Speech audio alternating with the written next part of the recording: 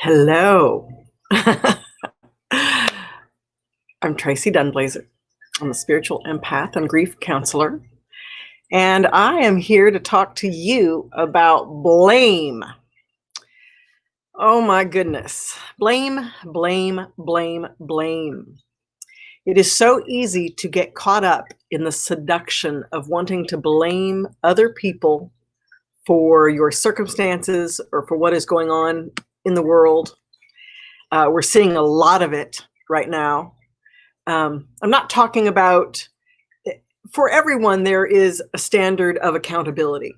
And definitely there are times when people don't act responsibly and they aren't accountable for their actions. And for those people, most certainly they can be blamed and we can find justice through that blame.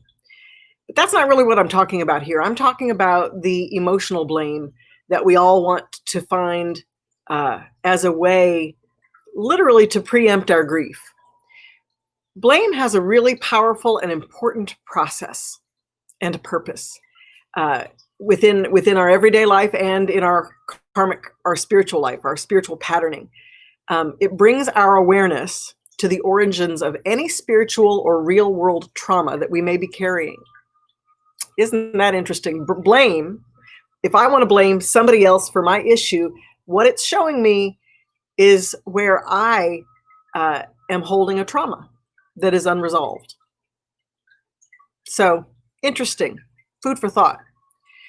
When we want to blame another person for our circumstances, what's really happening is we're beginning to recognize on an unconscious level our needs on deeper levels, and also to notice what we are not getting ourselves, what we're not giving to ourselves, what we're not receiving from ourselves or our outside world. It's a subliminal way that when we point the finger outwards, we've got three. There we go. Point the finger outwards, you've got three pointing back in at you. What are you not giving yourself? So anytime you're in a situation where you're having this immense desire to blame another person for your circumstances, what is it you could be doing to shift or better your situation?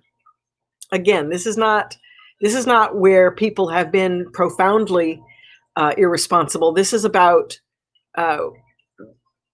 there's something that I talk a lot about. I talk about it in the first two books, and this Conquer Your Karmic Relationships, which is my new book coming out in August.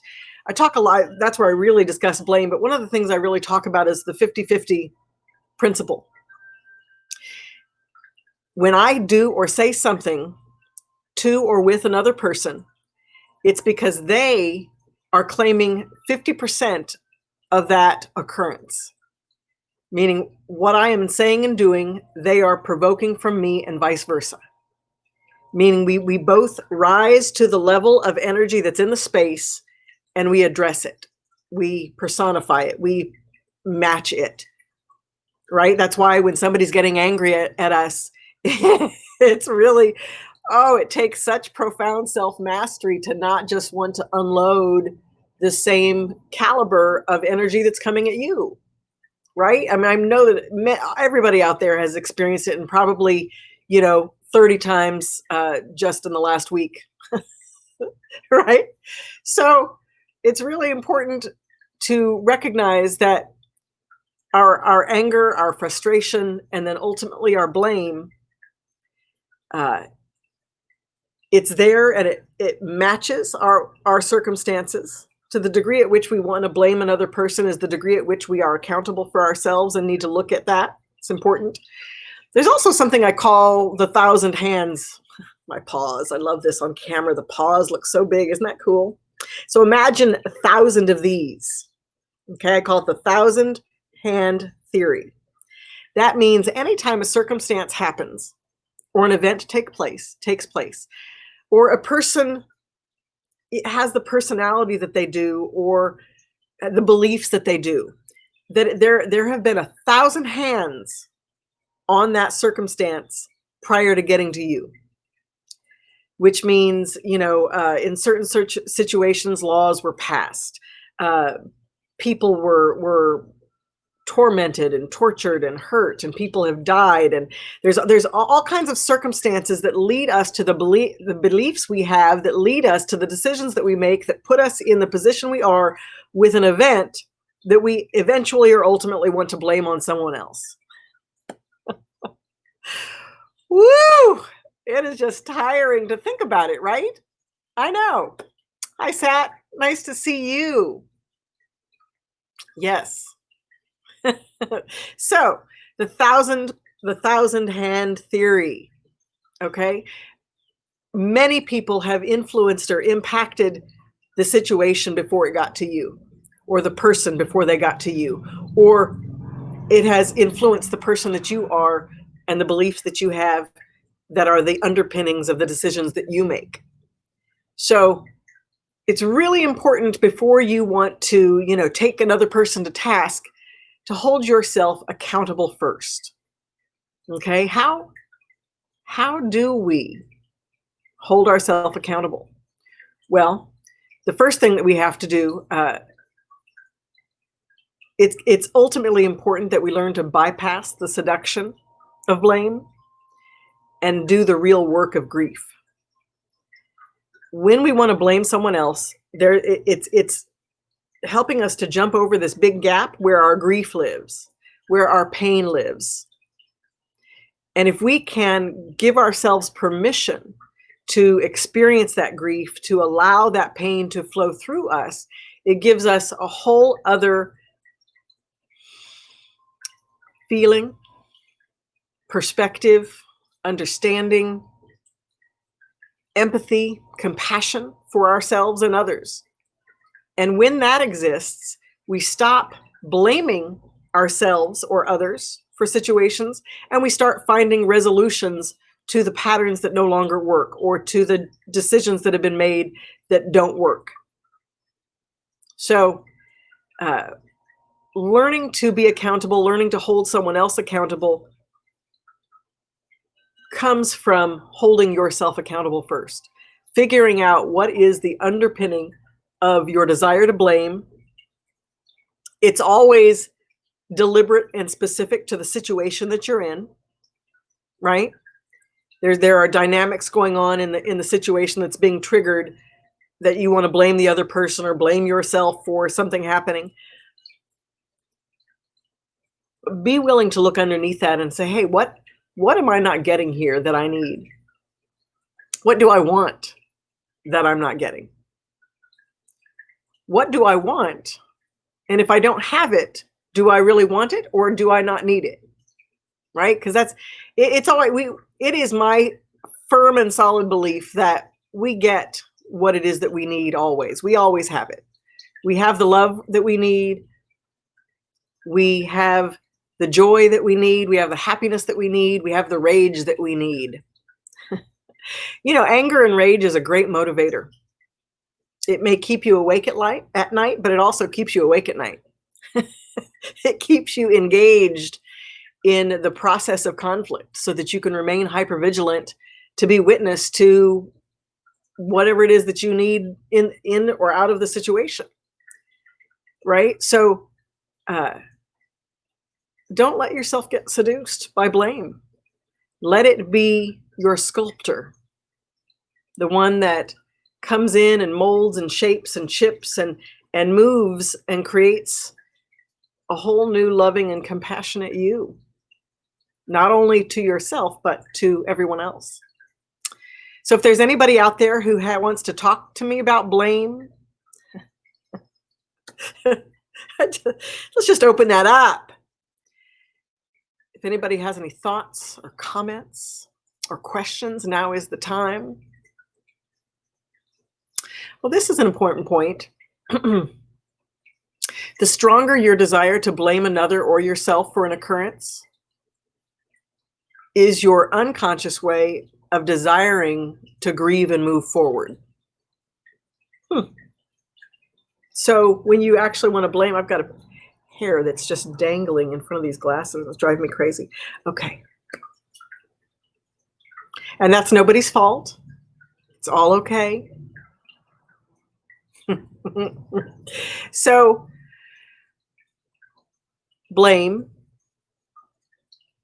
when you are desiring, God dang it, I can't believe they did that, or he did this or she did that.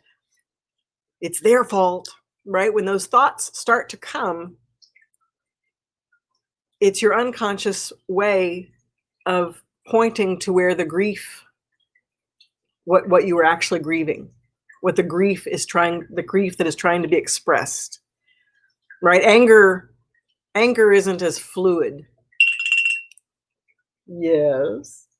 Anger is not as fluid in the same way as grief, emotion, crying, even laughter is a way of amplifying and moving through grief.